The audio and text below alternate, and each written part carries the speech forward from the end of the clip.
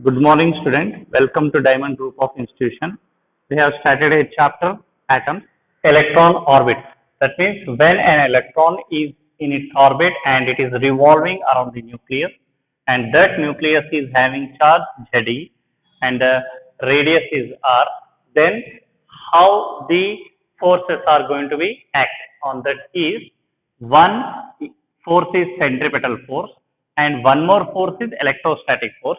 Now we are going to write the mathematical expressions for potential energy, kinetic energy and total energy of an electron present in an orbit. Now see here from figure, Ze, charge of the nucleus, E, charge of an electron, that is magnitude of an electron, M, mass of an electron, R, radius of an electron, E, total energy, EP, potential energy, EK, kinetic energy.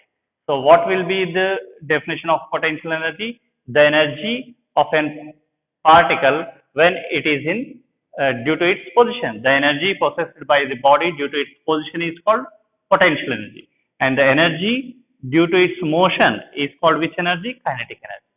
So see here, according to Rutherford, when an electron is revolving in circular path, there are two types of forces are going to be exist.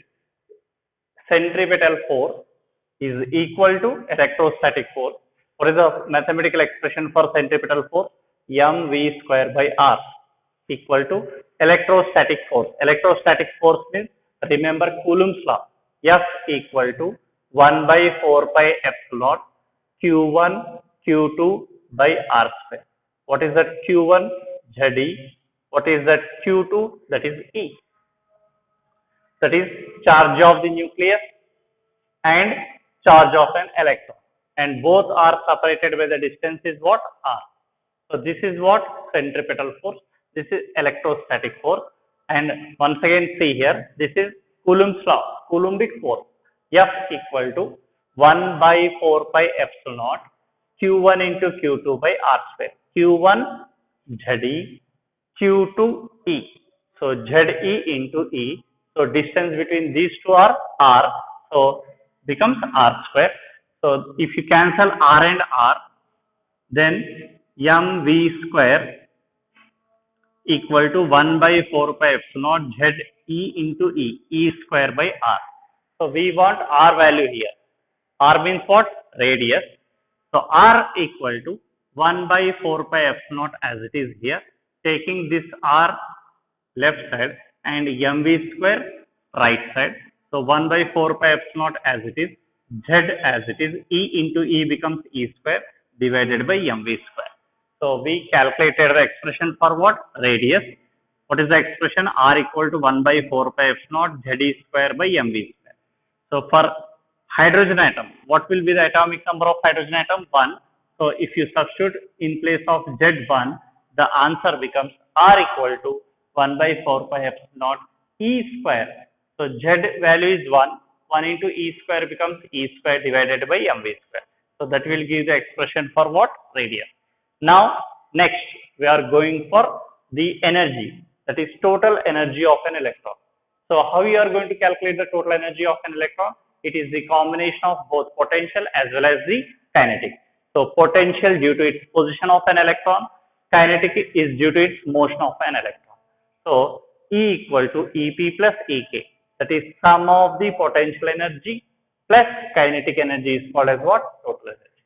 So E as it is, EP. What is EP? Potential energy. So just see here, EP equal to 1 by 4 pi epsilon Q by R. So this is based on V. V means potential. So 1 by 4 pi epsilon Q by R into minus E. Minus E means charge of an electron, and Q means what? Charge of the nucleus. So Ze into minus E. So here I have written here minus 1 by 4 pi epsilon minus into Ze into E becomes what? E square by R, plus which energy? Kinetic energy. So what is the mathematical expression for kinetic energy? Half mv square. Then minus 1 by 4 pi epsilon Ze square by R as it is, plus 1 by 2 as it is. we want mv square value. So see here mv square value.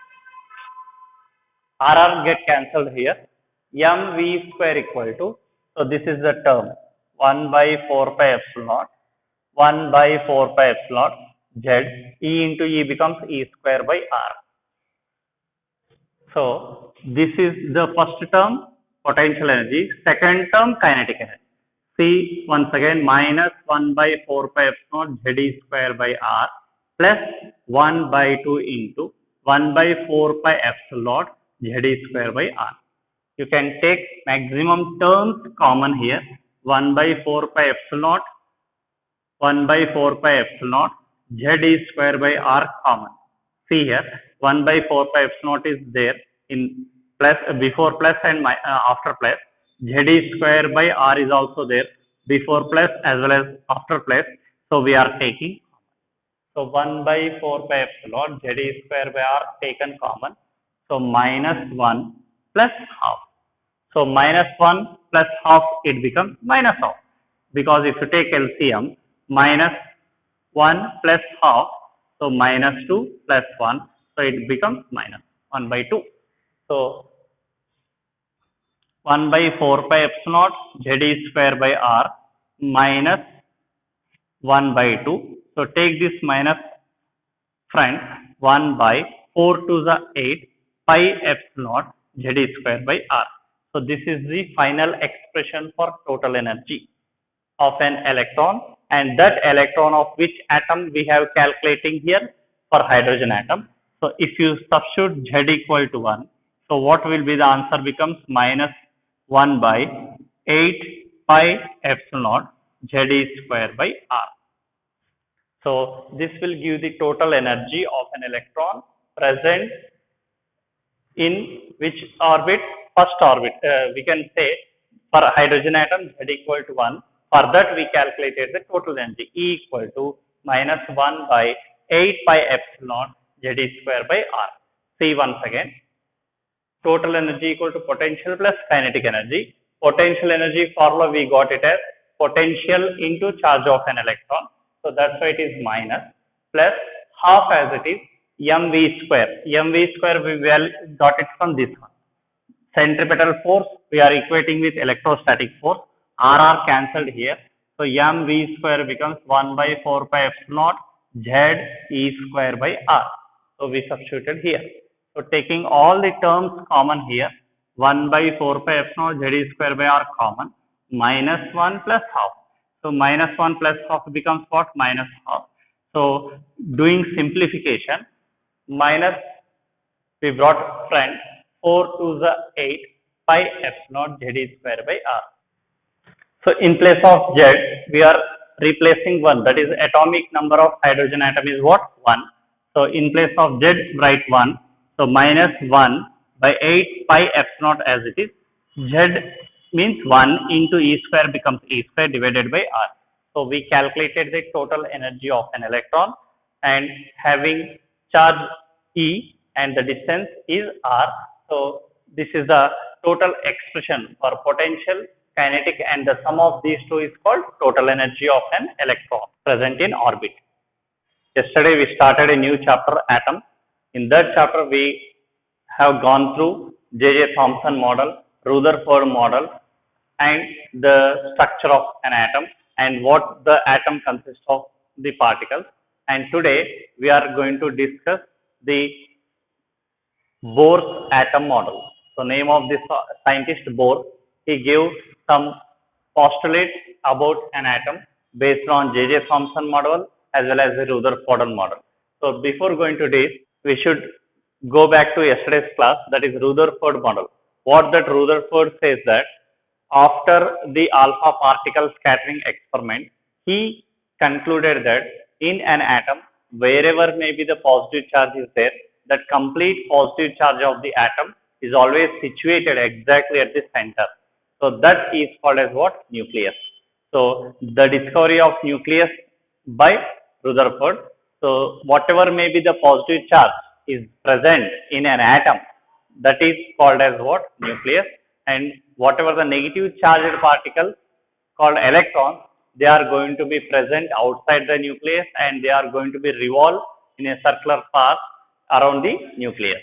So then he told one more point is that the complete positive charge of the atom as well as the complete mass of the atom depends on the nucleus, because that nucleus consists of two particles. One is proton, one more is neutron. Proton is having positive charge, whereas neutron is having what? Neutral charge. But so that's why the charge of the nucleus is indicated by the formula Z into E. Z indicates what? Atomic number, the number of protons. How many protons are there in a nucleus into magnitude of the proton, that will give the charge of the nucleus. And whereas the electrons are present outside the nucleus and the charge of that electron is negative and proton charge is positive. So remember that proton present inside the nucleus and electron present outside the nucleus. So where if the positive charge, that means the total positive charge of the atom is equal to total negative charge of an atom, then we can say that the atom is in neutral position.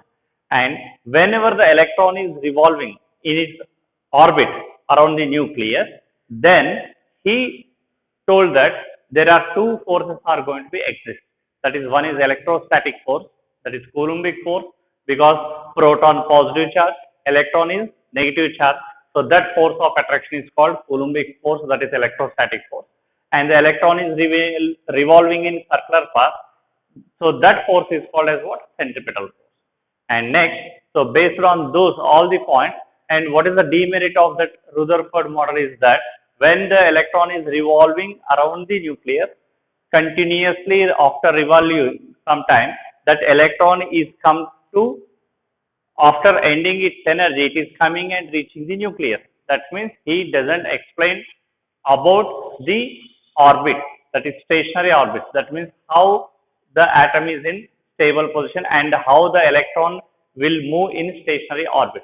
So based on those demerits, the Bohr have introduced some postulates. See here, electrons are revolving around the nucleus of an atom. Okay, the electrons are revolving around the nucleus of the atom in which orbit? Circular orbit. Then the centripetal force, which force? The centripetal force is required by the electron for the revolution is provided by the electrostatic force of attraction between the nucleus as well as the electron. That means you can see here, this is positive charged nucleus and here there will be an electron. So this electron is revolving continuously around the nucleus. So this is having charge Ze and the electron is having charge magnitude E. Then you can write the Coulomb's law, 1 by 4 pi epsilon naught Q1 Q2 by R square. What are Q1 and Q2? Indicate magnitude of the charges. So what is the first charge here? Positive. What is the second charge? Is negative.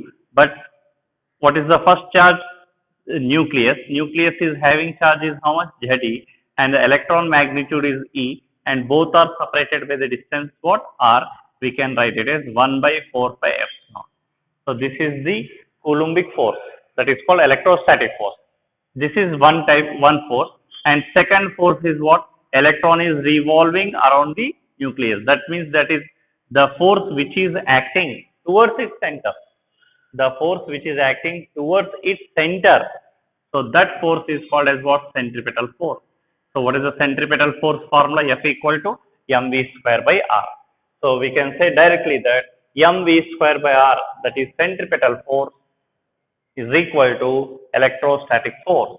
So what is meant by an electrostatic force? That is Coulombic force, 1 by 4 pi epsilon naught Q1 Q2 by R square. Q1 Ze, Q2 E, both are separated by the distance R. So this is Coulombic force, and which is equal to which force? Centripetal force. That is the first postulate regarding the an atom based on Bohr's theory. And next, when an electron can revolve only in those circular orbits in which an angular momentum, its angular momentum is an integral multiple of h by 2 pi. So this is the most important point about Bohr's postulate. It is also called as what? Quantization rule. What we can say? Quantization rule. The second postulate is also called as what? Quantization rule. What that indicates that you can calculate the any angular momentum of any electron based on the formula, that is mvr equal to nh by 2 pi. What that mvr indicates? Angular momentum is equal to n means integral multiple. So you can say n value starts from 1, 2, 3 like that. So based on the principal quantum number, you can calculate the angular moment of any electron, and where this h indicates what? Planck's constant. What that indicates? H indicates Planck's constant. So what is the value of Planck's constant here? H equal to 6.625 into 10 power minus 34 joule second. So what that H indicates? Planck's constant. N indicates what? Integral multiple. M, mass of an electron, velocity of an electron, radius of an electron. So product of these mass, velocity and radius, we can say directly what? Angular momentum. So this is the most important rule which is given by Bohr. The angular momentum of an electron is equal to integral multiple of h by 2 pi. Then come to the third point. An electron can revolve only in certain orbits called stationary orbits. That means each and every electron is going to be revolved around the nucleus in particular orbits only. So those particular orbits are called as what? Stationary orbits. So this is also one of the most important points, because regarding the stationary word, that means the stationary orbit information which is given by Bohr itself, an electron revolving around the nucleus, but that electron is revolving around the nucleus only in particular orbit. So that particular orbits are called as what? Stationary orbit. And then an electron doesn't radiate the energy. When an electron is revolving around the nucleus, it is not going to be radiate the energy. That means the energy is not released by an electron when it is moving in stationary orbit. Remember that when the electron is moving in circular path around the nucleus, it doesn't radiate the energy. That means there is no energy releases when electron is revolving in its own orbit. And when the energy releases, when an electron jumps from higher orbit to lower orbit. You can see this figure, an electron is in higher orbit and the electron is jumping into lower orbit by releasing somewhat energy. So how much the energy is releasing here? H nu. So we can say that E2 minus E1 equal to H nu. That means photonic energy. Photon energy is going to be released. When the energy is releasing, when an electron is jumping from higher orbit to lower orbit. Remember, higher orbit to lower orbit, energy is released. So how much energy is releasing? H nu, photon energy is releasing. So that time only the energy is going to be released. But when the electron is revolving in its own orbit, it doesn't radiate an energy. So see the point, an electron does not radiate energy when it is moving in stationary orbit. But an electron radiates the energy only when an electron jumps from higher orbit to the lower orbit. So see, once again we'll go through the Bohr's atom model postulate.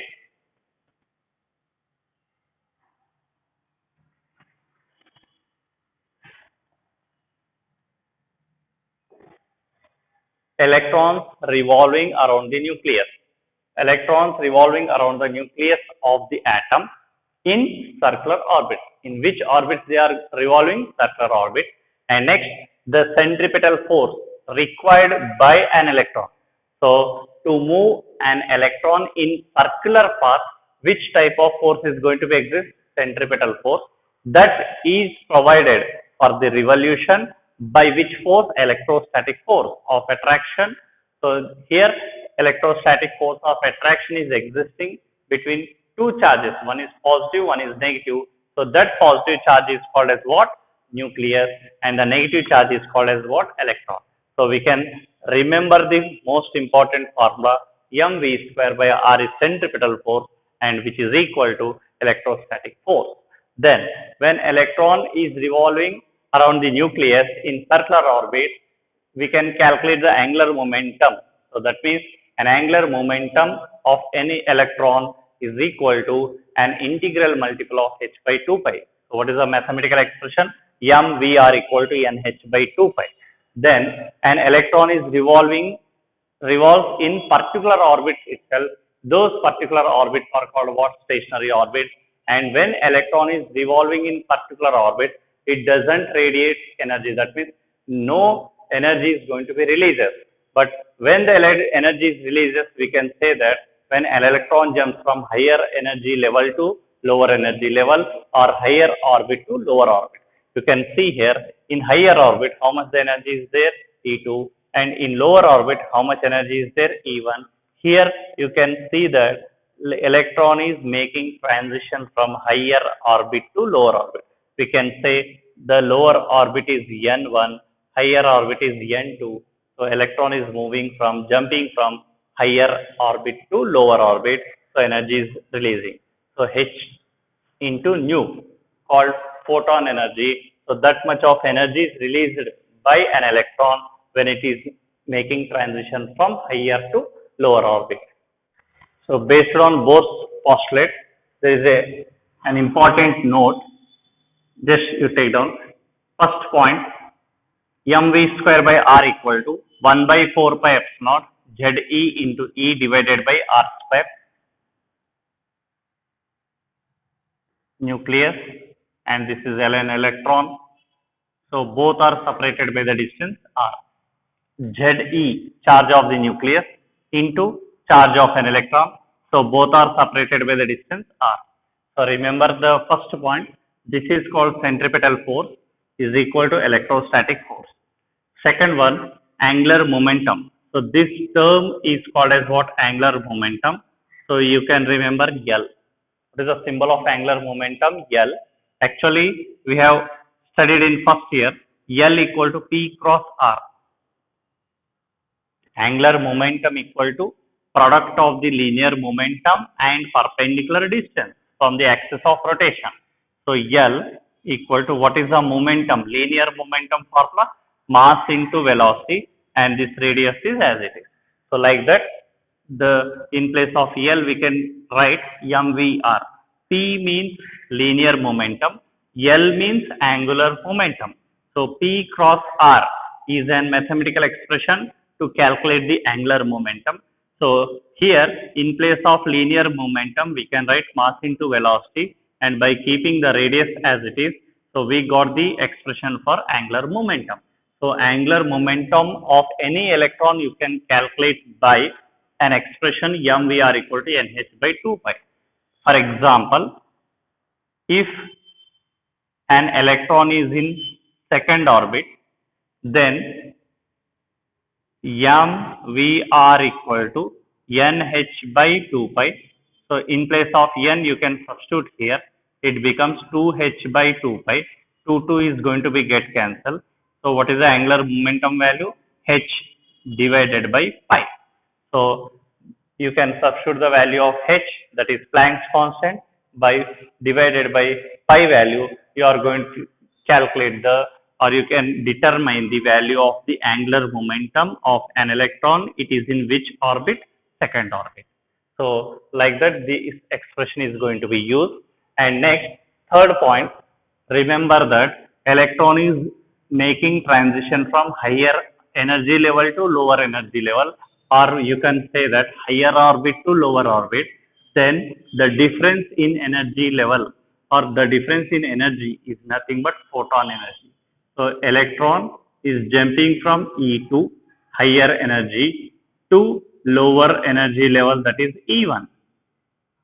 So always remember whenever an electron jumps from higher to lower orbit, always the energy is going to be released, that is called photon energy. So E is equal to h nu formula, energy of the photon. Then here based on the formula you are going to ask the problems to find the frequency. So how you are going to find the frequency? Nu equal to E2 minus E1 divided by h. That means the difference in energy divided by Planck's constant. And if you can ask one more problem to find the wavelength. To find the wavelength. So here frequency is there. You should change this formula in terms of wavelength. So you can write it as E2 minus E1 equal to H as it is. In place of nu, you can write C by lambda because nu equal to C by lambda. This is the most important relation, well-known relation between frequency, wavelength and velocity of the light. Nu frequency, lambda wavelength, C speed of light. So what is the formula? Nu equal to C by lambda. In place of nu, we have substituted C divided by lambda. If you want to calculate the lambda, you can shift the formula H into C divided by E2 minus E1.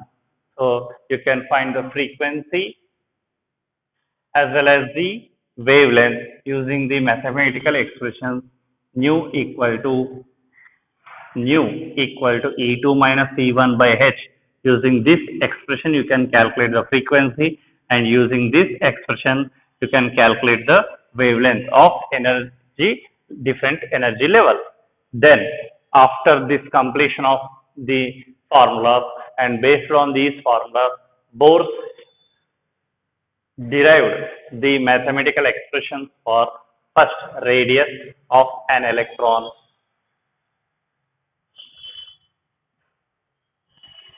next velocity of an electron, third energy or we can say total energy of an electron present in nth orbit. So based on Bohr's postulates and Bohr's rules, Bohr gave an expression, mathematical derivations for radius of an electron, velocity of an electron and energy of an electron. That means what is the use of these expressions? That you can calculate the radius of any electron present in an atom, and he explained these derivations based on hydrogen atom. Which atom? Hydrogen atom. You can say the atomic number of hydrogen atom is 1. That means hydrogen atom or hydrogen-like atom. He explained the mathematical relations for radius, velocity, energy for hydrogen-like atoms. So these are the most important expressions we can say. Compulsory, you are going to get a derivation in your annual exam in these three, and you should practice very thoroughly. So now we are going to discuss each derivation one by one now. So based on the Bohr postulate, now we are going to do the first derivation, that is expression for radius of an electron. See this nucleus having charge Ze and electron minus E. So if you take the magnitude of an electron E, then this electron is revolving around the nucleus. Then how much velocity it is? V. So see here, Ze charge of the nucleus minus E charge of an electron, R radius and V velocity. So then from Bohr's rule, we can say that centripetal force is equal to electrostatic force. So what will be the centripetal force formula? mv square by r, which is equal to electrostatic force formula 1 by 4 pi epsilon Ze into E divided by r square. Then if you do the simplification, r and r will get cancelled. You can write mv square r equal to Z as it is, E into E becomes E square divided by 4 pi epsilon. This is equation number 1. See once again, mv square by r centripetal, and this is electrostatic force. R cancelled. So this r goes to left side because it is in denominator and it goes to numerator. So mv square r equal to Z E into E becomes E square by 4 pi epsilon. This is equation number 1. Now using Bohr's second rule,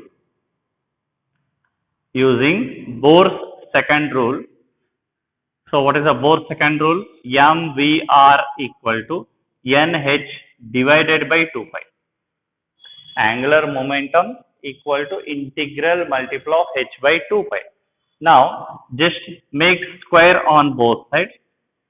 We get m becomes m square, v becomes v square, r becomes r square, n becomes n square, h square by 4 pi square. So this is equation number 2. See here, using Bohr's second postulate, that is quantization rule, we are using mvr equal to nh by 2 pi. By doing square on both sides, m square v square r square equal to n square h square by 4 pi square. So this is equation number 1 and this is equation number 2. So we want which value here? Radius. So what is the symbol radius? R. So see in equation 1, r is there, and in equation number 2 r square is there. So if you divide dividing equation 2 by equation 1, we get dividing equation 2 by equation 1, we get, that means this equation number 2 should be on top and equation 1 should be bottom. So m square v square r square divided by m v square r equal to, this is n square h square by 4 pi square divided by ze square by 4 pi epsilon naught. See once again, m square v square r square by m v square r equal to n square h square by 4 pi square by ze square by 4 pi epsilon naught. So m is going to be get cancelled. V square is completely cancelled here. R once cancelled. So m into r, you can write this in simple way, n square h square by 4 pi square into, just reverse this one, 4 pi epsilon naught by ze square. So 4 cancelled, pi also cancelled here. Then see once again, n square h square by 4 pi square into ze square by 4 pi epsilon naught, we are writing in reverse model, 4 pi epsilon naught by ze square. That means this is in the form of 1 by x by 1 by y. So we can write it as y by x, right? So see here, m into r, we want only radius value. So we can write directly r equal to n square h square epsilon naught by pi m ze square. So this is the mathematical expression for radius. And if you want to calculate for nth orbit, that means generally you can write this expression as Rn equal to n square h square epsilon naught by pi m ze square. So this is the final mathematical expression for radius of an electron, and that electron is present in which orbit? Nth orbit. So using this expression, you can find the radius of any electron present in any orbit. So in place of n, if you take second orbit, replace n by 2, you are going to get R2 value. Then if you want to calculate for fourth orbit, in place of n, you substitute 4, then it becomes R4 value. So like that, you can calculate the radius expression. And see here, where n indicates what? Orbit number. You can say principal quantum number. Then h, Planck's constant. Then epsilon naught, permittivity of free space.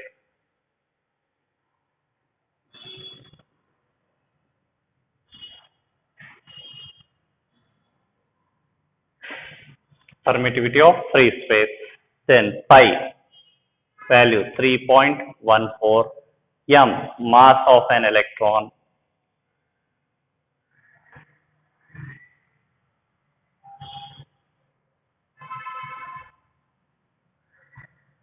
Z, what is Z? Atomic number is 1. for which atom? Hydrogen atom. Then E, charge of an electron. See here, N, orbit number, H, Planck's constant. This is permittivity of free space, and pi value 3.14. Mass of an electron M, and E, magnitude of charge, that is, and Z is 1. Then if you substitute all the constant value, and this expression we can write in shortcut method, write it as Rn equal to n square into 0.53 angstrom. That means Z indicates atomic number for hydrogen, but here n may be changed, but all the remaining constant terms remain same. H value, what is the value of H? 6.625 into 10 power minus 34, and S naught value 8.854 into 10 power 12, and mass of an electron 9.1 into 10 power minus 31, and Z value is 1, E value as 1.6 into 10 power minus 19. So substitute all the values and do the simplification. So you are going to get the value as 0.53 angstrom. So this, if you want to calculate for first orbit, you can say R1 equal to, take n as 1 into 0.53 angstrom. So you can say directly 0.53 angstrom directly. So we calculated the radius for which orbit? First orbit, and this is the most important value. It is also called as Bohr's radius. What is the name of the radius? Bohr's radius. So for which one? By taking n as 1. So see once again the derivation. Just once again we are going to recall the derivation. Centripetal force equal to electrostatic force, that is mv square by r equal to 1 by 4 pi epsilon naught Ze into E divided by r square. R is cancelled here. Then mv square into r equal to Ze square as it is divided by 4 pi epsilon naught as it is. Using second rule of Bohr, you can write angular momentum equal to nh by 2 pi. So by doing squaring on both sides, we get m becomes m square, v becomes v square, r square, n square, h square by 4 pi square. So by dividing 2 by 1, dividing equation 2 by 1, you are going to get this expression. Just we have substituted here. Then you can see m square by m becomes m. V square is completely gets cancelled here. R square by r becomes r. And if you do this simplification here, 4 pi square, 4 pi is there. So 1 pi remains here. So that pi written as it is n square h square epsilon naught by pi m z square. So this is the expression for radius of an electron present in nth orbit according to Bohr's theory. And we also written here shortcut formula by substituting constant values in this expression. You can use for mathematical problems also. Rn equal to n square into 0.53 angstrom. N means an orbit number. Orbit number may be changes. So that's why we have we kept constant n square as it is, and these values, by substituting the constant values, we did this simplification. So 0.53 angstrom. So this is the most important relation for to calculate the radius of an electron present in any orbit. So this is the first derivation about the radius of an electron present in nth orbit. So what is the final expression? Rn equal to n square h square epsilon naught by pi m z square. H, Planck's constant. Epsilon naught, permittivity of free space. M, mass of an electron. Z, atomic number. E, charge of an electron. Next derivation, expression for velocity of an electron present in nth orbit. So last derivation we got it is radius. So how to calculate the radius? Using the expression Rn equal to n square h square epsilon naught by pi m z square. Now we are going to discuss the derivation velocity of an electron. Same diagram, almost same steps here. Nucleus, electron, and this electron is revolving around the nucleus with velocity how much? V. and this is the radius. Charge of an electron is minus E, and we are considering here only magnitude, that is E. Magnitude means E, charge means minus, and here nucleus charge is Ze. Again, according to Bohr's rule, according to Bohr's postulate, the centripetal force equal to electrostatic force. So mv square by r equal to 1 by 4 pi epsilon Ze into E by r square. So here rr is cancelled here. So we can write mv square as it is into r equal to Z square by 4 pi epsilon. Then according to Bohr's rule, that is Bohr's quantization rule or Bohr's second rule, we can say that the angular momentum mvr equal to integral multiple of h by 2 pi. So this is equation number 2, and compare these two equations. In equation number 1, here it is v square is there. In equation number 2, here it is v. So if you divide equation number 1 by 2, you are going to get the expression. Dividing equation 1 by equation 2, we get, so equation number 1 left side is what? mv square r by, again equation number 2 left side mvr. Now comes to right hand side, Ze square by 4 pi epsilon divided by nh divided by 2 pi. Just only we just replaced the steps. mv square by r by mvr, left hand side divided by left side. Right hand side Ze square by 4 pi epsilon divided by nh by 2 pi. So here mass will get cancelled. R and R is going to be cancelled here. So v square by v, that means v remains here. So here Ze square by 4 pi epsilon into 2 pi by n into h. So pi cancelled here. 2 ones are 2, 2 to the 4. So what is the expression here? Ze square divided by 2 remains as it is, epsilon n into h. So this is the mathematical expression for velocity. So if you want to calculate for nth orbit, so you can generalize this formula Vn equal to Ze square divided by 2 epsilon n into h. So this is the final mathematical expression for velocity. You can calculate the velocity of an electron present in nth orbit. You can use shortcut formula also here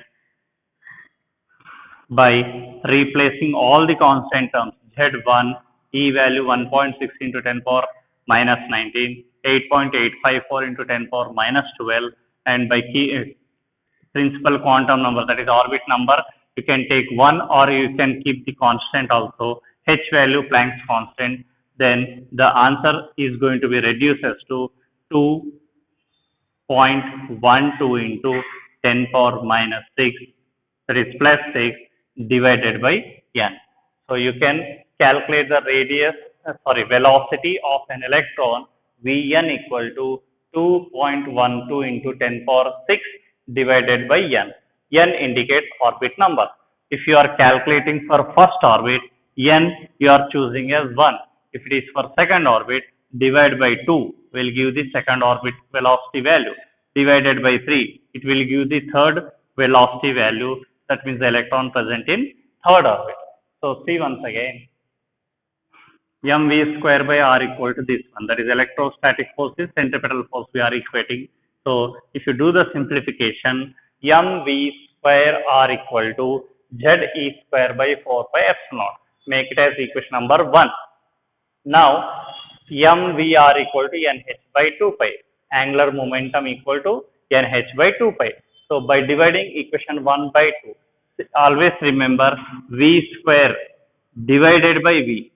That means if you divide equation 1 by 2, the derivation it will become easy. So that's why we are taken equation number 1 upside and equation number 2 downside.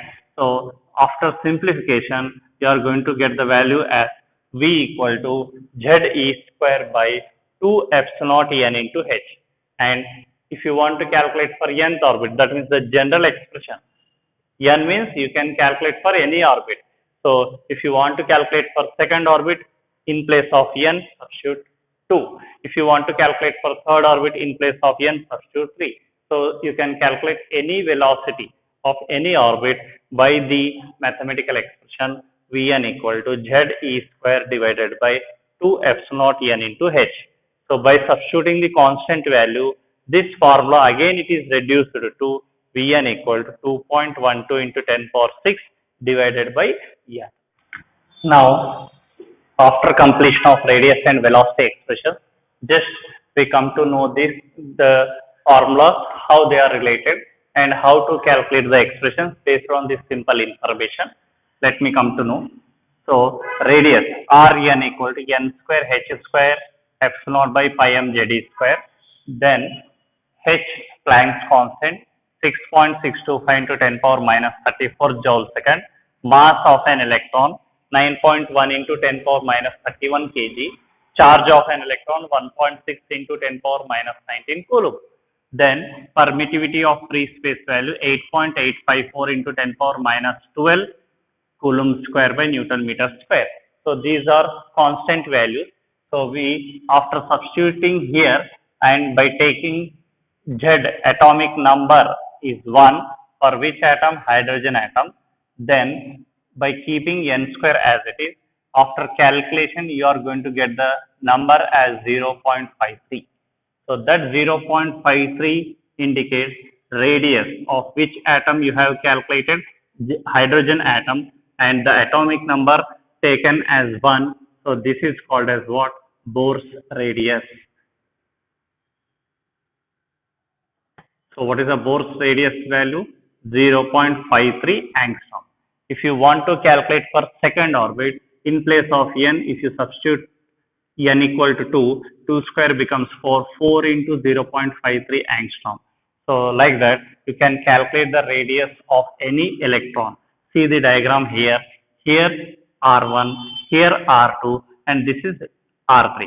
See this, R1 is much less compared to R2 as well as R3.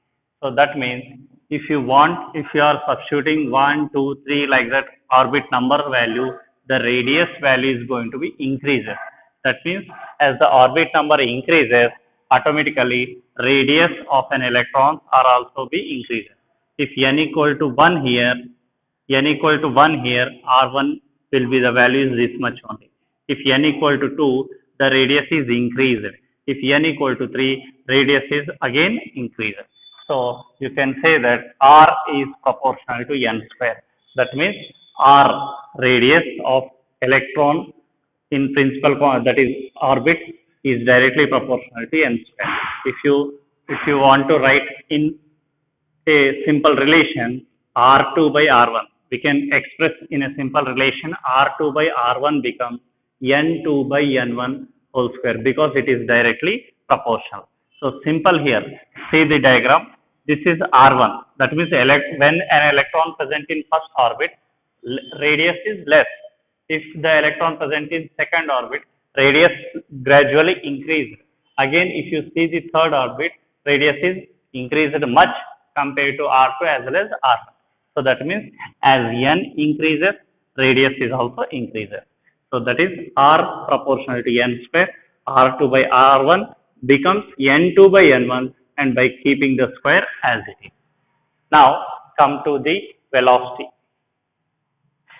relation. We have calculated the expression for velocity present in nth orbit. That means electron is moving. Moving means already remember that velocity term it will considered here. So velocity of an electron is calculated by z e square by 2 epsilon naught n into h. So see the shortcut formula, velocity of an electron, again by substituting these values in this value, h value, m value, e value, f naught value here, and by keeping n as it is, then the formula of this standard term are going to be reduced to Vn equal to 2.18 into 10 power 6 divided by n. What that n indicates? Principal quantum number, or you can say directly orbit number.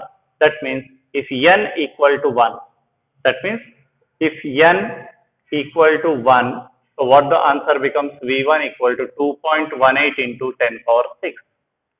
Then if n equal to 2, velocity 2.18, you are dividing by 2 and keeping 10 power 6 as it is. So it becomes 1.09 into 10 power 6. That means as the principal quantum number or as the orbit number increased here, automatically velocity is decreasing. So that means if you see the diagram, this is first orbit velocity, that is V1, here it is V2 and this is V3. This is V2, this is V1. So V1 value is how much? 2.18 into 10 power 6. For a, remember only 2.18.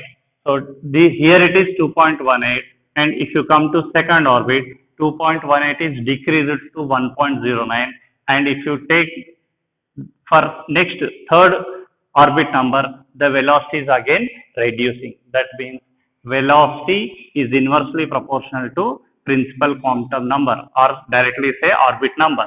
Vn inversely proportional to orbit number. So you can write in simple relation V2 by V1 equal to N1 by N2. That means inversely proportional. So remember here, as the principal quantum number increases, that means as the orbit number increases, directly you can say that radius is also increased. See the diagram, simple. R1 is less.